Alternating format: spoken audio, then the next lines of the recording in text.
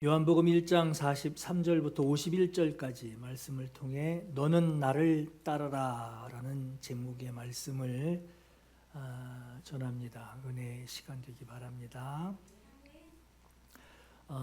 제 학창 시절에 제가 다니던 교회에 고등학교 학생부 그리고 청년부 중학생들도 마찬가지고 교회 학교와 중고청 MIF라고 그러죠. 중고청에서 그때 참 많이들 모였어요. 한 학생만 그래도 한 6, 70명, 그리고 청년까지 합치면 이제 좀 되는데 그렇게 인원이 모여서 주일 예배하고 활동하는데 그 사람들 각각의 사람들 눈에 가장 눈에 잘 띄는 사람이 어떤 사람이었냐면은 신학교 가겠다고 하는 사람이 눈에 그렇게 잘 띄어요. 교회 청년 중에는 뭐 서울대생도 있었고 연대, 고대, 이화여대 소위 명문대 다니는 국내 명문대 다니는 학생들이 여럿이 있었어요. 그런데 중등부, 고등부, 청년부 요 MIF 안에서는 분위기가 그랬어요. 신학생이 눈에 가장 먼저 띄고 신학도가 되겠다라고 하는 사람이 가장 눈에 띄는 분위기가 그랬어요. 서울대생 그러면 와 하고 지나가는 그런 분위기는 아니었어요. 주일 예배 마치고 이제 오후 예배 그때 있었거든요. 오후 예배까지 마치고 중등부, 고등부, 청년부가 지하 마루방, 제가 하나님 만난 곳 지하 마루방에서 1시간 이상 한 1시간 30분 정도 1시간 이상을 찬양을 하며 기도하던 그런 분위기가 있었어요. 주일 아침만 되면 오늘 기도에 누가 인도해? 하고 물어보게 되는 것이 이제 주 관심사였고 주일 예배가 마치고 나면 이제 중등부, 고등부, 청년부들이 모든 관심이 이제 오후에 있는 그 기도회였어요. 기도회를 인도하는 청년이 이제 말씀을 전합니다. 이게 전도사님이나 목회자가 말씀을 전하고 기도회를 인도한 게 아니었어요. 청년들이 했어요. 청년이 인도를 하면서 말씀을 전하고 그리고 그 말씀을 가지고 제목을 나누면서 모두가 간절하게 1시간 넘게 이제 기도를 하는 그런 분위기였습니다. 어떤 때는 청년 몇 사람들이 새벽 3시, 2시, 3시까지 지하 기도실에서 그냥 뭐 머리 감은 것 같아요. 한번 기도하고 나면은 머리 감은 것 같고 막 땀이 그냥 머리카락 끝에서 막 떨어지고 지하에서 기도를 하는데 이게 사택까지 올라가가지고 소리가 밤이니 얼마나 또 잘 들리겠어요. 새벽에 목사님이 내려온 거예요. 시끄러워서 내려와서 이제 그만하고들 가라 이제. 그때 우리 이제 안 좋게 봤죠. 머리에 뿔 나지 않았나 이렇게 쳐다보고. 그런 중등부, 고등부, 청년부 분위기 속에서 기도회를 인도하는 사람이 가장 눈에 띄고 그리고 신학도가 되겠다라고 하는 사람은 좀 다르게 보일 수밖에 없었어요. 그런 분위기였어요. 그런 분위기 속에서 여러분 기도하다가 무슨 음성을 듣고 말씀을 전하게 되고 하는 그런 과정들 중에 나를 따르라 하는 이 소명을 받게 된다면 뭐 음성을 듣든지 그 말씀을 듣고 가슴이 막 쿵툭쿵툭 뛰든지 그 소명을 받게 되면 그날 그 사람은 최고의 날인 거예요. 그냥 나를 따르라. 얼마든지 설교 들을 수도 있고 들어오기도 했고, 근데 그런 분위기, 이 엑스타시가 확 올라간 분위기에서 나를 따르라 하는 이게 나에게 지목해서 들리게 되면은 그날은 뭐 거의 그냥 소 잡는 날이에요. 그냥 너무 좋은 날이에요. 여러분, 우리는 예수님이 지금 어떤 분이신지, 누구신지, 내가 예수님을 왜 영접해야 되는지를 잘 알고 있어요. 그리고 평상시 살아가면서 내가 예수님만을 바라봐야 하는 이유를 잘 알고 있어요. 그 잘 알고 있기 때문에 어느 날 나를 주목하시며 나를 따르라 하시는 이 말씀을 듣게 되면 공허한 소리가 아니라 지목하시고 따르라, 순종하라 하시는 말씀을 듣게 되면 모두가 감격해 할 겁니다. 왜? 주님이 누구신지를 알고 있기 때문에. 성경에 보면은 예수님을 처음 대하는, 예수님 잘 몰라, 처음 대하는 사람에게도 예수님이 나를 따르라 하시는 말씀을 하는 것을 성경에 기록하고 있어요. 이미 우리처럼 예수님이 누구신지, 내가 예수님을 왜 영접해야 되는지, 그리고 그분이 나를 따르라고 하는 것이 이게 무슨 의미인지를 잘 알고 듣는, 그 이미 정보, 지식을 가지고 준비된 마음 상태에서 나를 따르라 하시는 그 말씀을 듣고 싶어서 그 허락을 듣기를 원하는 사람도 있지만, 성경에도 기록되어 있듯이 이제 처음 예수님 만났어. 얼굴 이제 처음 봤단 말이에요. 근데 만나자마자 너 나 따라라, 너는 나를 따르라 하시는 이 말씀을 듣는 사람도 있었단 말이에요. 처음 듣든지 이미 준비돼서 그 말씀만 해주십시오 하는 그 준비된 마음으로 듣든지, 이 두 가지 경우 모두가 나를 따르라 하고 말씀하시는 분은 똑같아요. 따라가야 하는 그 길도 다르지 않습니다. 예수님 가신 그 뒤에 쫓아가는 거니까 다르지 않단 말이에요. 그 길, 주님 가신 그 길로 따라가는 거.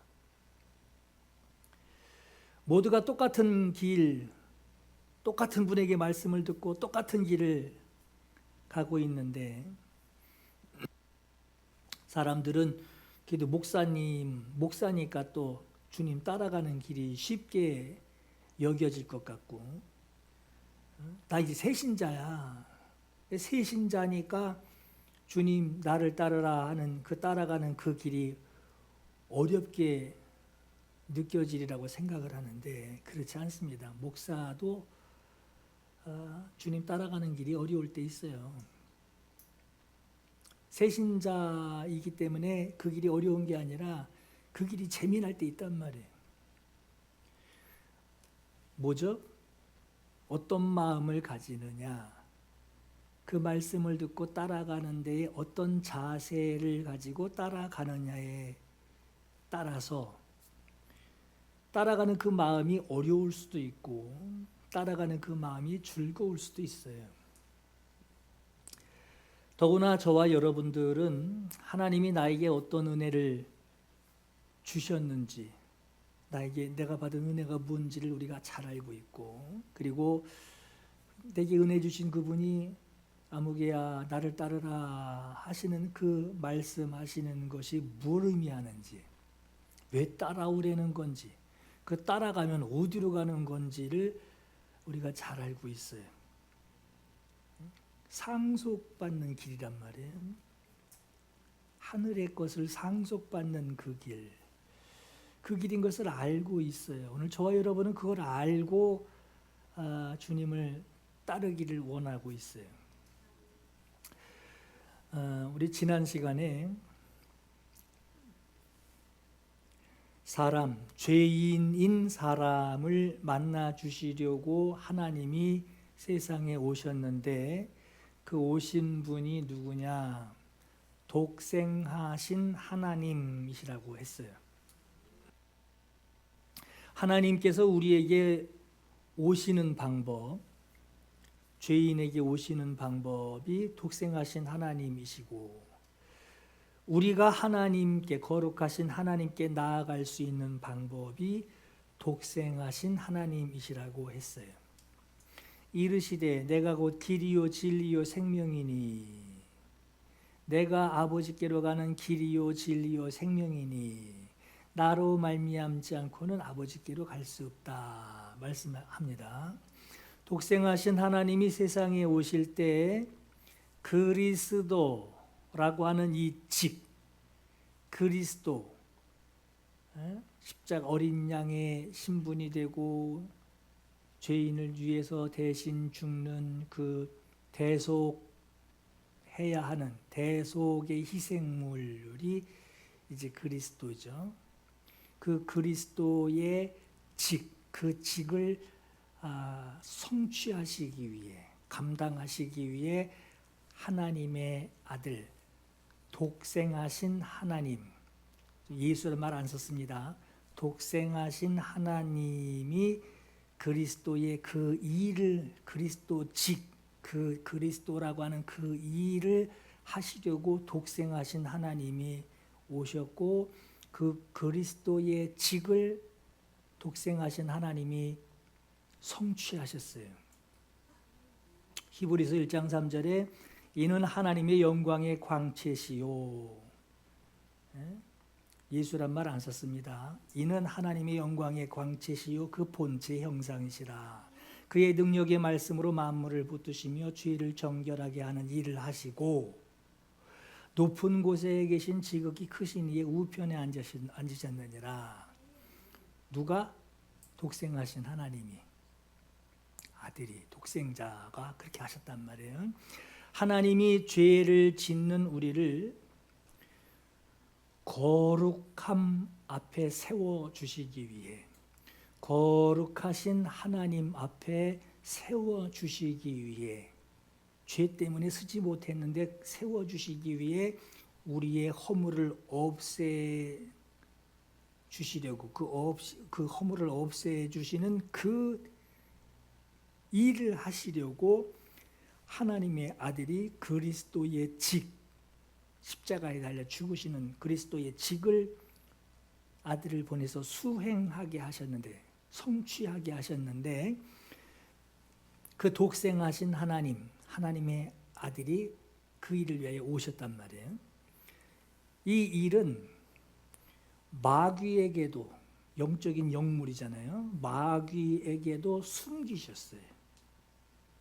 하나님이 이 일 하실 것을 마귀에게도 숨기시고, 이러한 은혜를, 하나님의 은혜를 당사자인 사람들이 알고 감사해요. 이래야 되는데 마귀도 모르게 일을 진행할 때 하나님의 은혜를 받는 당사자들이 그 하나님의 그 일하시는 그 깊이와 그 계획을 모른단 말이에요.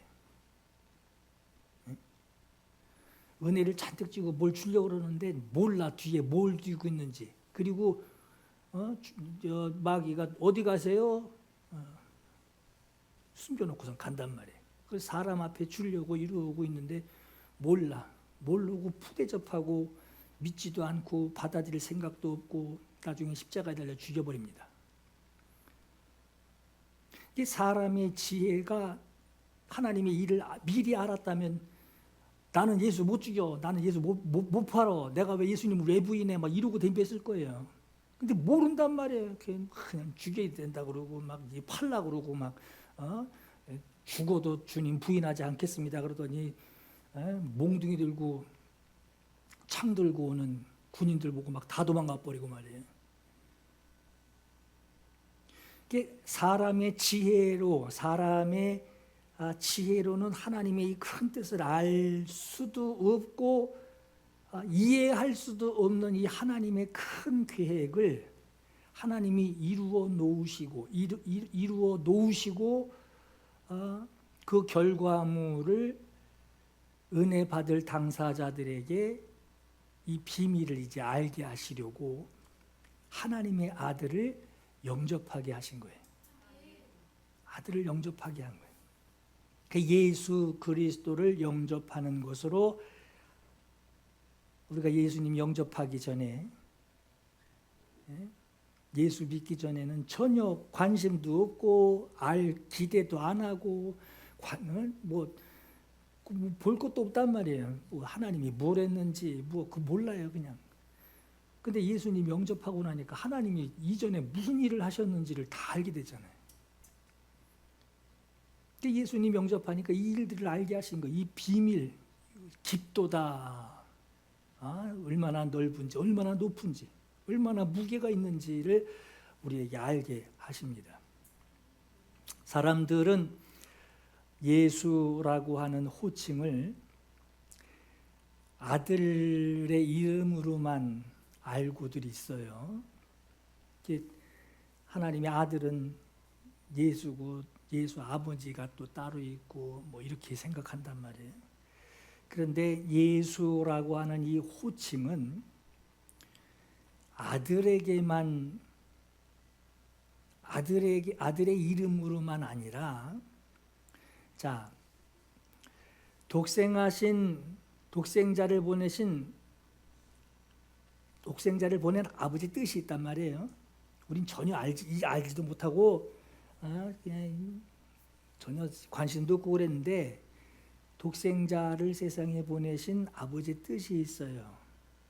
그 뜻대로 그리스도의 직을 아들에게 더 그리스도의 직을 감당해라. 그리고 아들에게 주시고 그 직을 감당하기 위해 말씀의 육신을 입으시고 죽으셔야 하는, 피를 흘려야 하는 그 육신을 입으시고 세상에 오셔서 이제 이것이 순종이란 말이에요. 이게 순종하신 아들. 지금 예수 얘기 안 했어요. 잘 들어보세요. 독생하신 하나님, 순종하신 아들, 그리고 아버지가 뜻을 정하시고 아들이 그 뜻대로 순종하여 그것을 성취해 놓으셨다라고 하는 이 일을 증거하시는 성령. 이게 성부, 성자, 성령. 이 계획이 예수라고 하는 명칭으로 이루어진 거예요. 이거 중요합니다. 이 사람들은 하나님의 아들 그러면 예수님만 생각해가지고 예수님 이러고 있단 말이에요. 좀 이렇게 좀 가볍게. 근데 이 예수는 여러분 복음서에 보면은 하늘에서 소리가 들리죠. 저는 내 사랑하는 아들이요 내 기뻐하는 자니 너희는 저의 말을 들으라. 2번 그러신단 말이에요. 거기 예수란 말이 복음서에는 예수란 말보다 하나님의 아들, 독생하신 하나님, 하나님의 아들, 독생하여 오신 분 이렇게 표현을 해요. 그 성부, 성자, 성령의 이 일하심의 그 작전 명령, 예수. 이 작전 명령이 언제부터 사용이 됐냐? 초대교회 사도행전 때부터 예수 이름을 사용합니다. 지난주에 얘기했죠. 아버지의 이름과 아버지와 아들과 성령의 이름으로 너희가 세례를 주고 그러죠. 근데 사도들이 교회들마다 문안하며 축도하며 세례 주라고 명령할 때 예수 이름으로 세례를 주고 이렇게 나와요. 그러니까 이 전체 계획이 예수예요. 전체 계획이.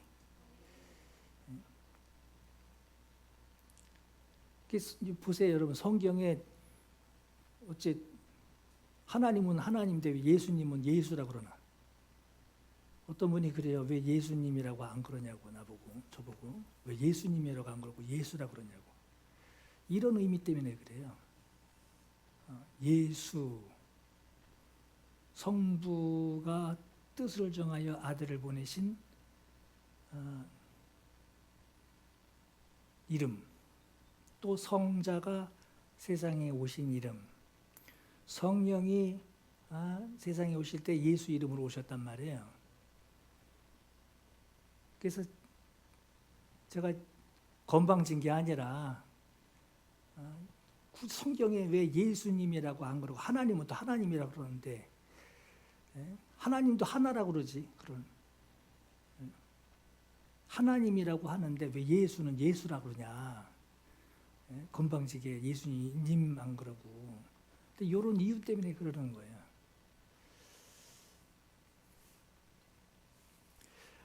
하나님이 인류에게 나타내신 아버지의 뜻, 독생하신 분의 순종, 이 모든 것들을 하나님이 다 이루셨다 하고 증거하시는 성령의 증거, 이 전체가 하나가 돼서, 성부와 성자가 성령이 하나가 돼서 인류에게 일하시는 하나님의 작전 명령이, 이 작전 명령이 바로 예수라고 하는 거예요.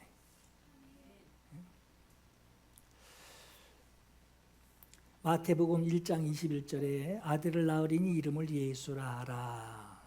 이는 그가 자기 백성을 그들의 죄에서 구원할 자이심이라 하니라. 자, 보세요. 이 모든 일이 된 것은 아버지가 아들 보내고 말씀이 육신이 되어서 오셨어요. 성령으로 잉태돼서 오셨어요. 다 관여하시죠. 예수님 아들이 올 때 이 모든 일이 된 것은 주께서 선지자로 하신 말씀을 이루려 하심이니 그의 이름은 임마누엘이라 하리라. 이를 번역한즉 하나님이 우리와 함께 계시다미라. 그러니까 성부, 성자, 성령이 하나가 돼서 예수라고 하는 이 작전 명령, 예수 이름이 자기 백성을 그들의 죄에서 구원할 자이심이라 그런 거예요. 작전 명령이 왜 예수입니까? 자기 백성을 구원하는 작전이라는 거예요. 이 모든 일이 된 것이 하나님이 우리와 함께 계시다. 의미가 이해가 되시죠? 자, 요한복음 4장 34절에 예수께서 이르시되 나의 양식은 나를 보내신 이의 뜻을 행하며 그의 일을 온전히 이루는 이것이니라. 예수님이 자기 뜻으로 움직이신 게 아니라 아버지 뜻, 나를 보내신 아버지의 뜻 때문에 여기 왔어. 그 뜻을 이루는 것이 내 양식이고 내 양식의 목적이야 하시는 거예요. 요한복음 5장 30절에도 내가 아무것도 스스로 할 수 없느라 나는 나의 뜻대로 하려 하지 않고 나를 보내신 이의 뜻대로 하려 함이라 그랬어요. 요한복음 6장 38절에도 내가 하늘에서 내려온 것은 아버지가 보내주셨단 말이에요. 하늘에서 내려온 것은 이제 그리스도의 직을 감당하려고 하나님의 아들이 독생하셔서 독생하신 하나님이란 말이에요. 독생하신 하나님, 아버지 품 안에서 오신 하나님, 피를 흘리시기 위하여 육신을 입으셔야만 하는 이 기능을 감당하시는, 내가 하늘에서 내려온 것은 내 뜻을 행하려 함이 아니요 나를 보내신 이의 뜻을 행하려 함이니라 했어요. 또 성령께서 오실 때도 뭐라 그랬죠? 요한복음 14장 26절에 보혜사 성령, 보혜사 곧 아버지께서 예수 이름으로 보내실 성령, 예수 이름, 예수님 아들의 개인 이름이 아니라 예수라고 하는 자기 백성을 그들의 죄에서 구원해 주시는, 그래서 아버지가 아들을 보내실 수밖에 없고 아들이 와서 순종할 수밖에 없고 성령이 이 모든 것들, 이 깊이와 넓이와 높이를 정말 하나님의 이 큰 뜻을 사람이 당사자인 사람이 알고 영접해서 그 은혜를 누려야 되는데 모른다면 이게 말이 안 되죠. 성령께서 들어오셔서 임재하셔서 이것들을 막 증거하시는 거예요. 알게 하시는 거예요. 아버지의 뜻을 세상에 오픈하실 때 사용하신 이름이 예수이고, 아들의 공생애가 시작이 될 때 그리스도의 이 직을 행하는 이름이 예수이고, 아버지의 뜻과 아들의 공로를 증거하시는, 그러기 위하여 알려면 주님 영접해야 된단 말이에요. 그분, 당신은 나의 지도자이십니다. 당신은 나의 지혜가 되십니다. 당신은 나의 선생님이십니다. 하고 영접해야 된단 말이에요. 선생으로 영접하면 제자로 있는 것이고, 뭐 또 어머니로 영접하면 아버지로 영접하면 아들이 되는 것이고, 그렇듯이 성령 예수님이 내 안에서 역사하시기 위하여 성령님을 인정해 드려야 돼요. 성령이 내 안에 들어오셔서 임재하셔서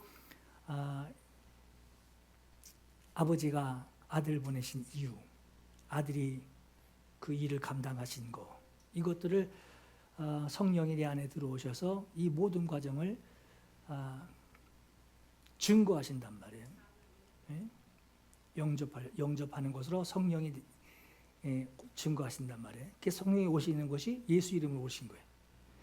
이 모든 사실을 우리에게 받아들이게 하시고, 그리고 이것이 이 사실이 나에게 지혜가 되고, 이 사실이 하나님을 대하는 지혜가 되고, 예수 이름을 시인하는 지혜가 되고 지식이 돼서 그 믿음을 사용하라고 주신 이름이 바로 예수예요. 이제 이해가 되실 거예요. 하나님의 작전명, 제 임의로 붙였어요. 설교 준비하면서 하나님의 작전명 예수. 이처럼 예수라고 하는 호칭은 아들만을 가리키는 이름이 아니라 예수 이름 안에는 아버지의 뜻, 아들의 공생애, 성령의 임재하시는 이 모든 과정을 예수 이름으로 이루어지게 하셨어요. 예수 이름을 사용하는, 그 이름을 소유하고 있는 믿는 자에게는 그 사람 안에는 성부와 성자와 성령이 하시는 일, 이루어 성취하신 일, 그 이름 안에 다 들어있는 거예요. 그러니까 예수님 영접하면 이제 아버지의 뜻 잘해야 돼, 요 개념이 아니에요. 아버지의 뜻이 내가 예수 이름을 선포하고 그 이름을 소유하고 그 이름으로 기도하고 그 이름으로 예배할 때에 아들한테 예배하는 게 아니에요. 그 예수 이름을 가지고 예배할 때에 예배 안에 성부와 성자와 성령이 역사하시는, 함께 하시는 일이 그 예수 이름 안에 다 들어있는 거예요. 예수 이름을 소유하는 것으로 하나님의 자녀로 살게 하셨고, 예수 그리스도와 함께하는, 자녀이면 상속자요, 그리스도와 함께한 상속자니 그와 함께 영광 누리기 위하여 고난도 함께 받을 것이다, 그러죠. 그리스도와 함께하는 상속자. 요한복음 1장 3절에 만물이 그로 말미암아 지은 바 되었으니 지은 것이 하나도 그가 없이는 된 것이 없느니라. 누가 지으셨느냐? 말씀이 지으셨단 말이에요. 만물이 그로 말미암아 지은 바 되었으니, 태초에 하나님이 말씀에 계시니라, 그렇죠? 그 말씀으로 지은 바 되었고, 그 말씀이 없이는, 하나님의 아들이 없이는 지어진 것이 하나도 없다. 자, 히브리서 1장 2절에는 이 아들을 만유의 상속자로 세우시고, 하나님이 천지만물 창조하시고 하나님만 계시는 자리에 하나님이 계시는 그 하늘까지 창조하셨단 말이에요. 셋째 하늘까지 하나님이 다 창조하신 거예요. 하나님만 계셨단 말이에요. 그런데 그 모든 것들 다 창조하셨어요. 창조하시고 천지 만물까지 창세기에 있는 창조까지 다 하시고, 그리고 이 아들을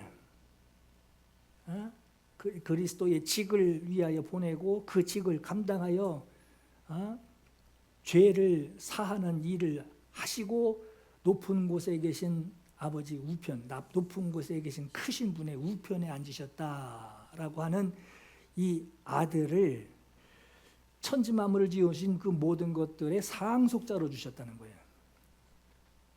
모든 것 다 상속하여 줬다면 상속자로 세우셨단 말이에요.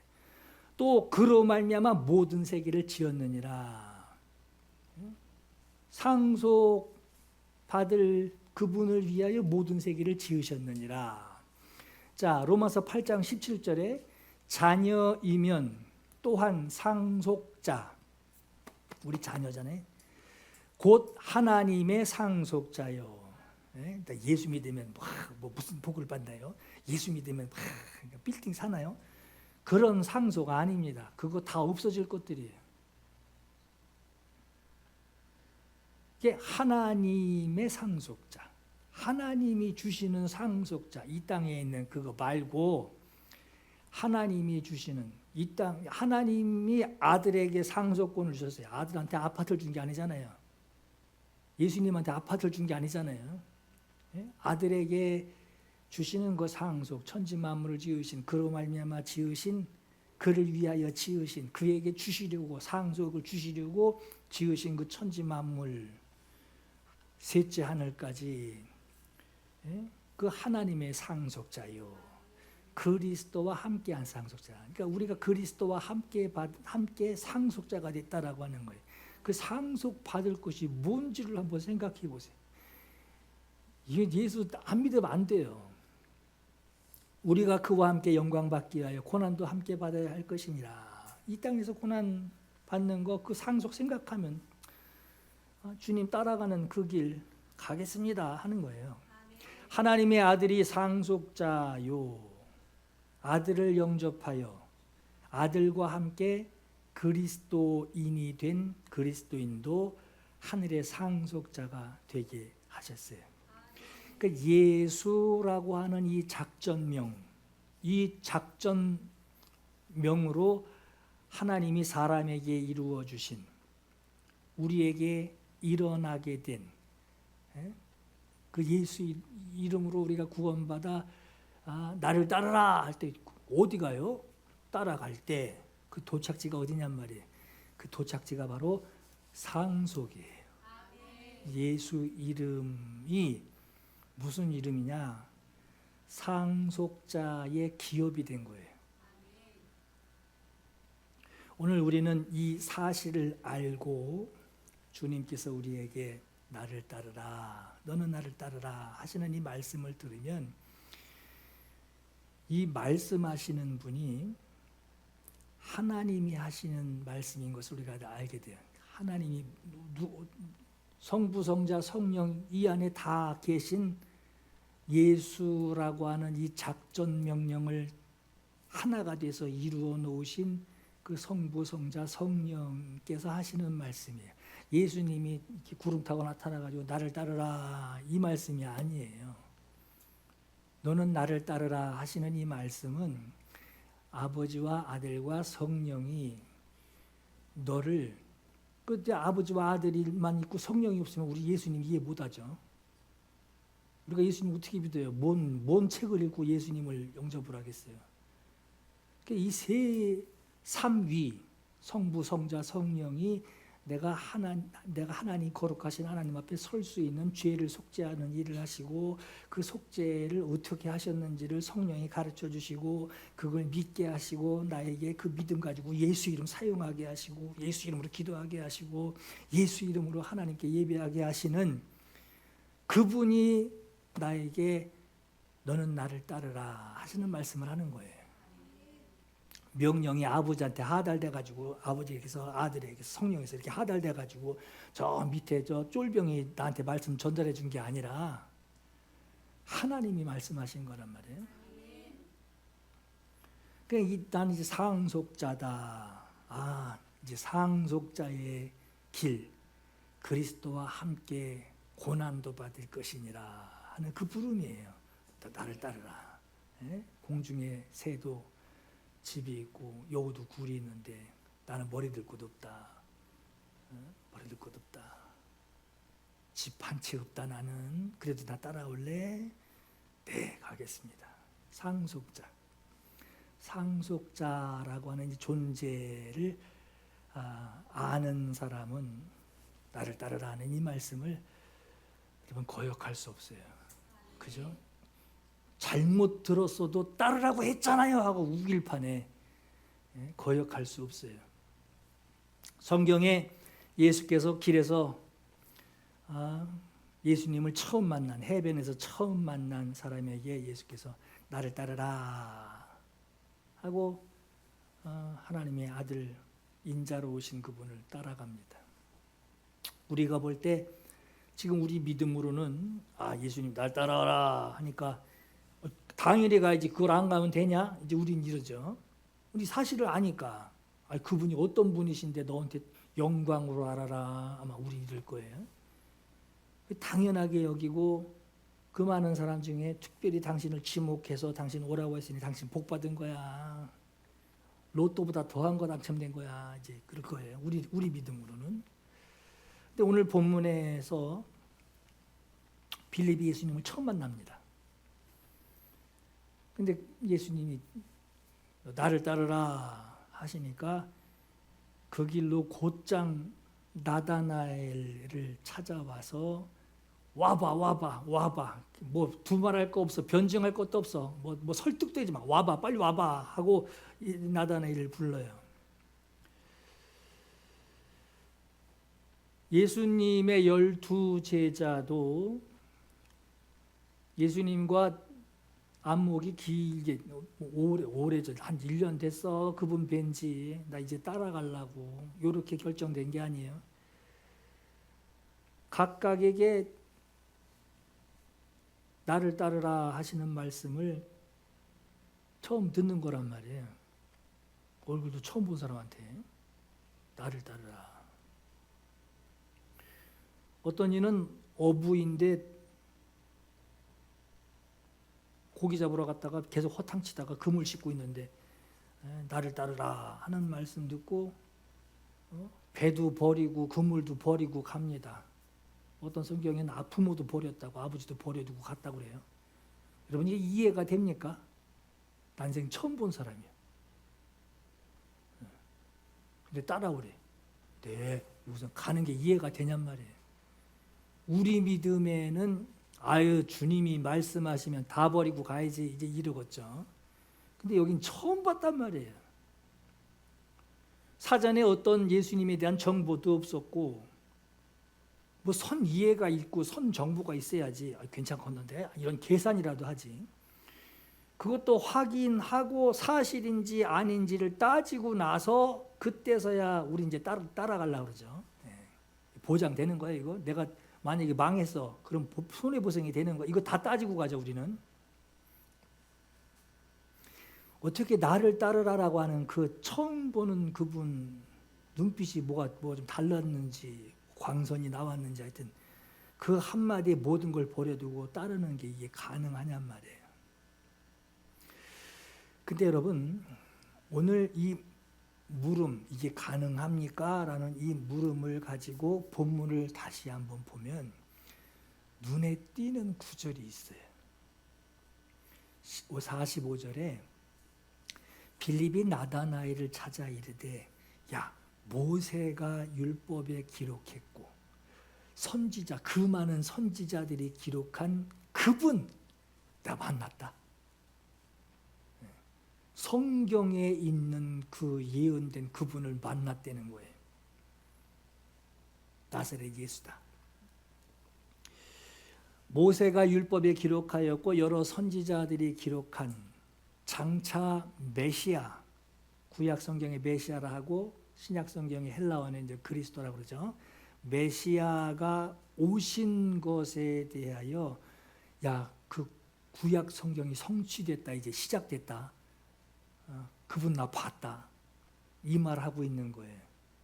그분 눈빛이 어땠다, 뭐 얼굴이 인자했다, 뭐 머리가 크다, 뭐 이런 얘기를 한 게 아니에요.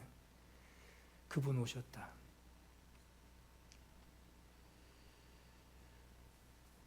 빌립과 나다나엘, 글쎄 그 뒤에 예수님 따라다니면서 그들이 실수 없었겠어요? 주님께 실망 안 않았을까요? 근데 이제 그 모든 것들 많이 몰라도, 주님에 대하여 뭐 많이 몰라도 그분 말씀 이루어졌다. 그분 오셨다. 지금 이제 스타트가 된 거예요.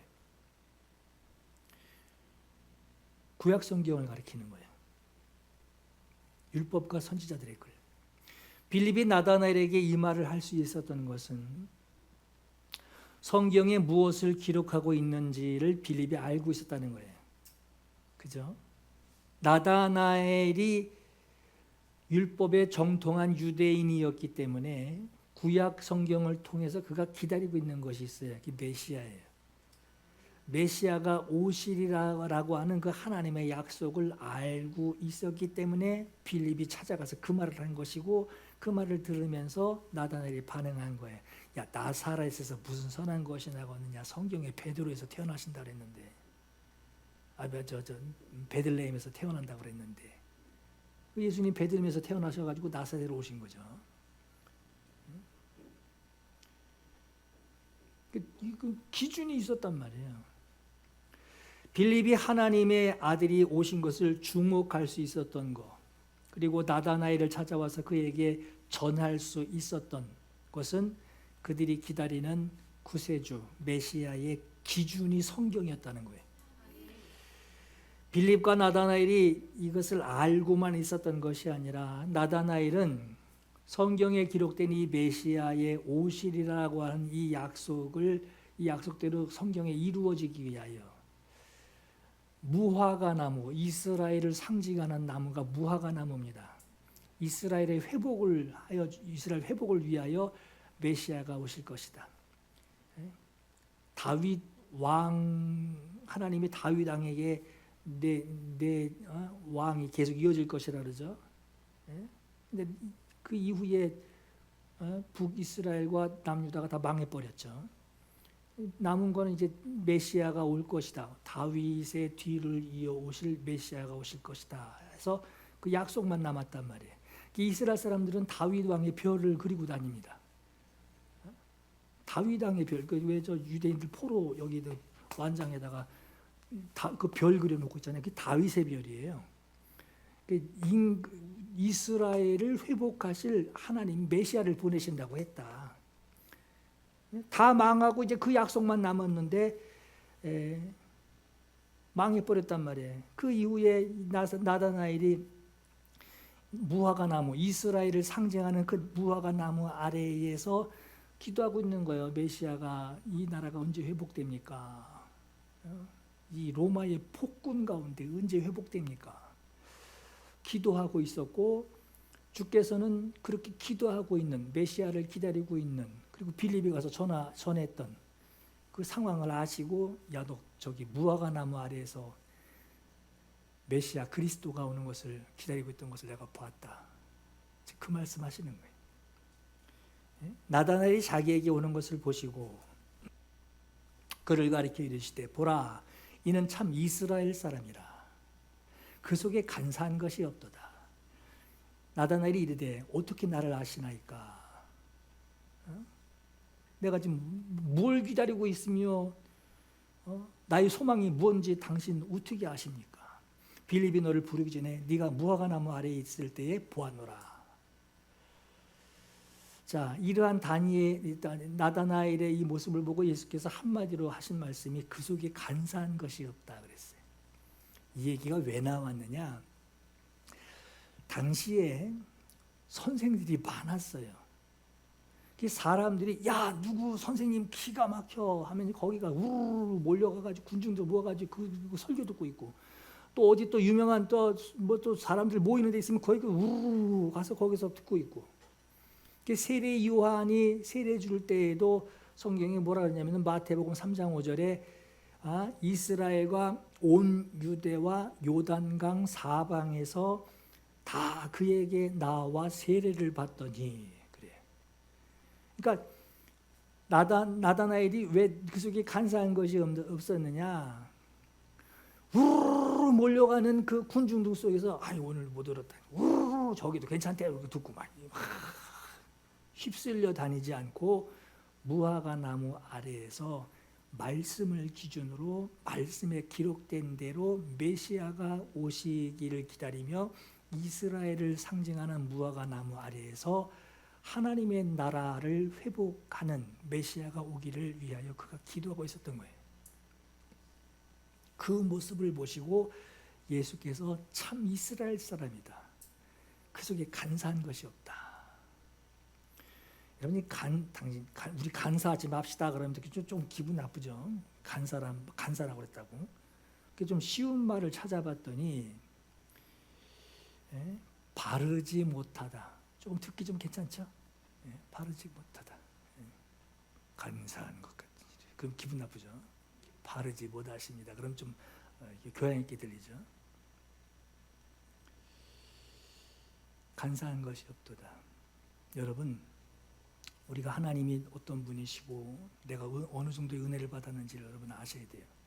하나님이 우리에게 오늘 저와 여러분에게 쏟아부으신 이 모든 과정, 성부와 성자와 성령이 모두 관여하신 이 모든 과정과 이루어진 사실, 지금도 나를 끌고 가시는 이 사실을 알고도 예수 믿으면서 나 그러면 안 해 하고 자기 유익에서 좀 벗어나는, 거기다 손해까지 오게 되면 안 하죠. 기껏 살려놨더니 내 보따리 내놓으라는 식으로 자기 유익을 쫓아서 자기 살려고, 자기 위하여 살려고 이렇게 사는 사람은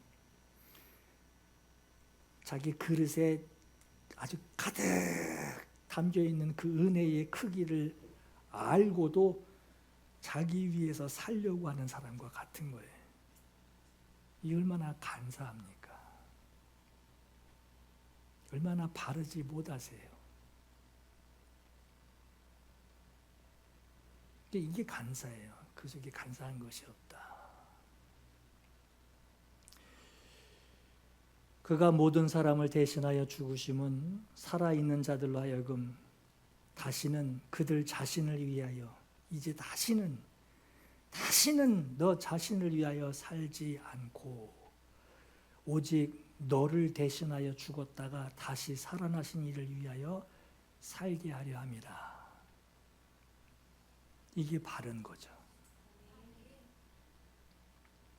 여러분, 이 모든 은혜를 누리고 있는 오늘 저와 여러분에게 나를 따르라, 아무개야 나를 따르라, 지느미야 나를 따르라 하시는 이러한 주의 말씀, 감동, 이러한 나를 따르라는 이 누구나 다 똑같이 들었는데 나만 왠지 이렇게 가슴이 뛰냔 말이에요. 이 감동되시는 분들은 그 부름의 도착지가 상속자라는 거예요. 상속자의 그 자격을 내게 부여하시고 너 나를 따르라. 이 말씀에 주님을 따라가시는 분들의 그 길이 큰 기쁨이 되기를 예수 이름으로 축원합니다. 이 시간 기도할 감동이 있기를 바랍니다. 아버지께 가는 길, 내가 곧 길이요 진리요 생명이니. 예수님이 길 안내해 주시겠다는 게 아니에요. 내가 길이라고 그랬어요. 내가 길이다. 나 길 안내하는 사람 아니야. 내가 왜 너희들 돈 나누는 자로 나를 재판관으로 세웠더냐 그러시죠?